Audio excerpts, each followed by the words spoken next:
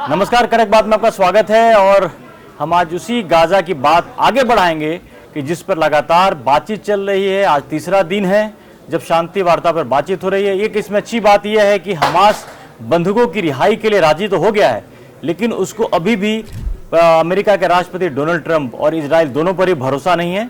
इसलिए उसने एक शर्त रखी है, गारंटी मांगी है कि अगर बंधकों की रिहाई करता है तो उसके बदले में वहां से जो युद्ध को पूरी तरह से बंद करने की गारंटी होनी चाहिए।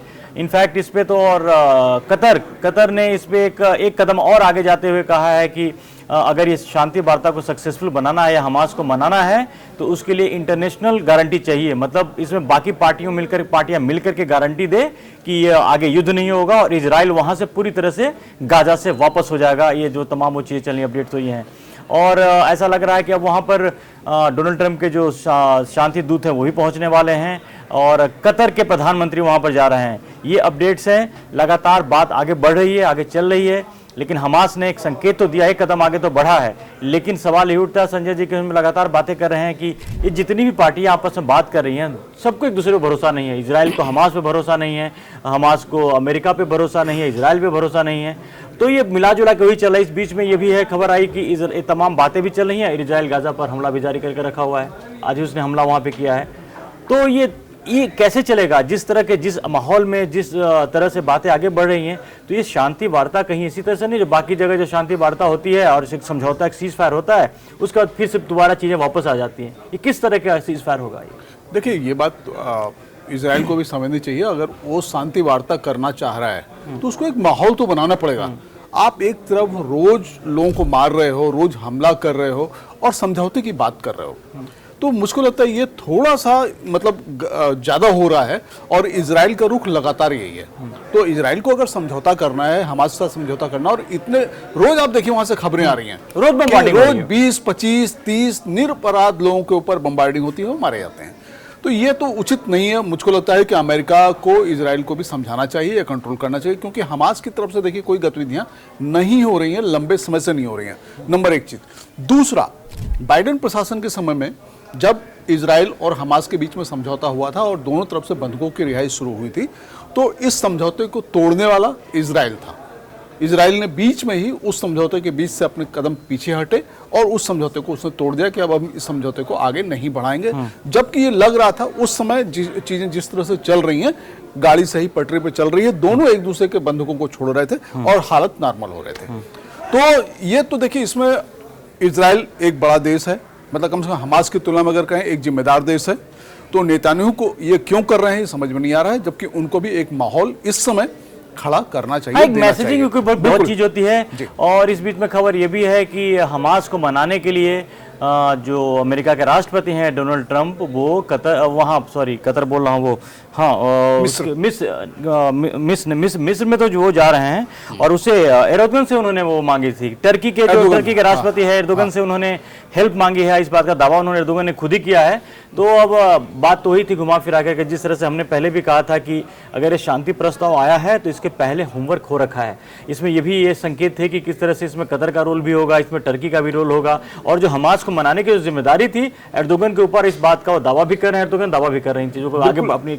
आप ये देखिए कि एर्दोगन लंबे समय से अमेरिकी राष्ट्रपति ट्रंप से नहीं मिले थे, अमेरिका के विरोधी हो रहे थे, नाटो से लग रहा था कि नाटो से वो हटेंगे और ब्रिक्स में शामिल होंगे, ब्रिक्स में शामिल होने की पूरी कोशिश कर रहे थे।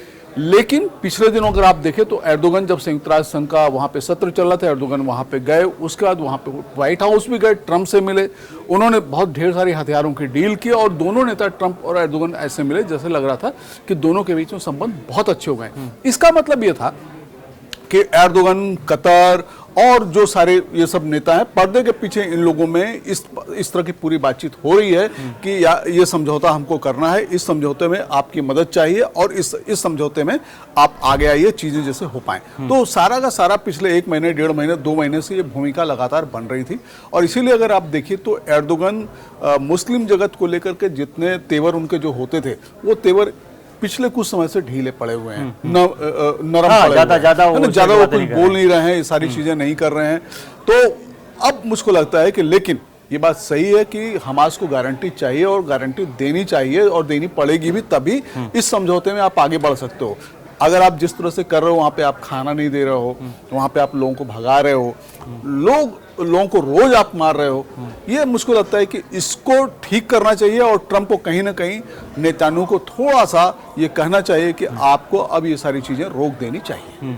हाँ, वही है, मिला जुला करके जो दिख रही हैं चीजें, बात तो आगे बढ़ी भी है लेकिन भरोसा अभी भी नहीं है। और जब भरोसे की तभी तो आप देखिए कि कब ये प्रस्ताव कब आया था, उसके बाद 3 दिन से लगातार बातचीत चल रही है और अभी तक लगता है कि आधा सफर इसलिए तय इसको मानते हैं कि जो एक शर्त थी अमेरिका की, इजराइल की जो सबसे बड़ी शर्त थी कि बंधकों की तत्काल रिहाई होगी, इस पर हमास राजी हो गया है। लेकिन हमास को ये डर सता रहा है कि कहीं ऐसा हो कि बंधकों की रिहाई भी कर दें और उसके बाद इजराइल कुछ मिले भी नहीं, इजराइल अपने हमले भी लगातार जारी रखे। क्योंकि इस बीच में जो हालत है, ये सबसे बुरा ये हाल ये हो रहा है कि वहाँ की जो महिलाओं, जो फिलिस्तीनी महिलाओं की हाल है, जो वहाँ से 90% वहाँ से निकल चुके हैं, वहाँ से हटना पड़ा है और वो जो कैंप में कहीं जहाँ भी रह रही हैं वहाँ पर उनके साथ बहुत ही उनके साथ बिल्कुल शोषण हो रहा है। मतलब खबरें आ रही हैं, खबरें लगातार आ रही हैं कि उनको खाने के बदले, पानी के बदले वो अपने आप को, उनका यौन शोषण हो रहा है। मतलब बद से बदतर स्थिति में है वो। आप बताइए कि जिस तरह के वहाँ पर एक गाजा सिटी थी, गाजा एक बसा हुआ था, वहाँ पर इन महिलाओं की क्या गलती थी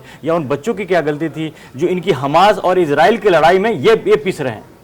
देखिए, मैं यहाँ पर ये मानता हूँ, चलिए आपने हमास को एक आतंकवादी संगठन घोषित किया हुआ है और हमास ने जो भी कार्रवाई की उसका आपने भरपूर जवाब दिया है और जरूरत से ज्यादा जवाब दिया है।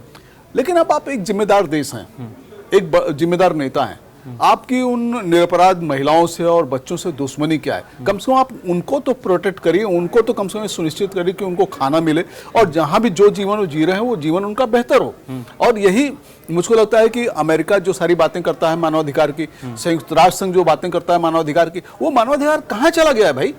ये मानवाधिकार कम से कम वहां पर दिखाइए जिससे लगे कि आप एक नेता हैं और वाकई एक संवेदनशील नेता हैं। हमास से बेशक आप बदला लीजिए, हमास ने जो किया उसका बदला लेना चाहिए, लेकिन आप उन लोगों से बदला ले रहे हैं जिनका कोई अपराध नहीं है। हाँ, वही हो रहा है। ये तो बात देखिए, मानवाधिकार की तो बात ही अलग है।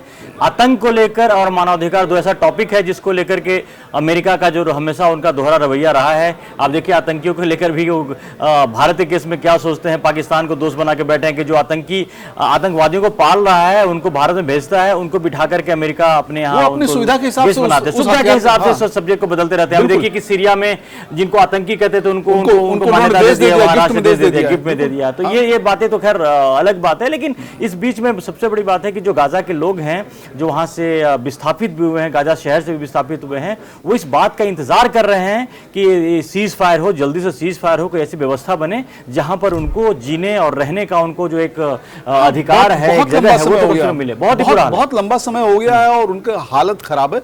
अब जल्दी से जल्दी ये सारी चीजें हों कि वो लोग सेटल हो पाए, अपनी एक जिंदगी वो गुजार सकें।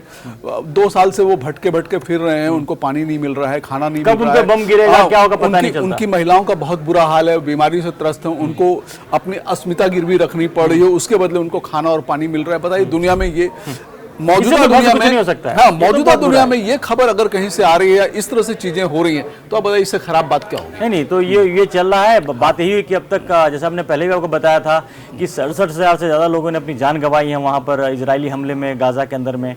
और इसके बाद भी इतना तो हुआ, उसके अलावा 90% लोग वहाँ गाजा को खाली कर चुके हैं और वहाँ विस्थापित हो चुके हैं। तो जितने मरे हैं उससे कई गुना ज़्यादा लोग अभी भी भटक रहे हैं, उनको कोई जगह नहीं है, रहने को जगह नहीं है, खाने को उनको खाना नहीं मिल रहा है, तो बहुत ही बुरी स्थिति में है। लेकिन शायद इसी का दबाव भी था जिसकी वजह से हमास जो अमेरिका की शर्तों पे मानने को तैयार हुआ है या फिर इजराइल के साथ बैठ के बात कर रहा, वरना ये किसी भी तरह से पॉसिबल नहीं था कि जिस तरह के हमास और इजराइल के रिश्ते थे, एक साथ बैठ के समझौता की तो कोई बात ही सोच भी नहीं सकता। वो भी है और दूसरी एक बात और भी है जो मीडिया में आ नहीं रही है। हमास को लेकर के खुद गाजा के लोगों में बहुत ज्यादा गुस्सा है। गाजा शहर, गाजा पट्टी, इन लोगों में हमास को लेकर इतना गुस्सा है कि तुम्हारे कारण ही हमारी जिंदगी इस समय बर्बाद हो गई है, मौत से बदतर हो गई है, आप ये कह सकते हैं। तो हमास इस समय ऐसी कंडीशन में है कि अगर वो समझौता नहीं करता तो मुझको लगता तो है लोगों- कि हाँ, लोग जो है वहां पे जो भी वो मिलते उनके साथ हो सकता है कि तो अब तक जो सिंपैथी थी हमास को लेकर के कि फिलिस्तीन के हक की लड़ाई में लड़ रहा है वो खो नहीं, वो देता, खत्म हो चुकी है वो खत्म लगभग। ऐसे भी हो हाँ, चुका है, खत्म हो क्योंकि चुकी जिन है। लोगों ने, लाखों लोगों ने जो हमास की वजह से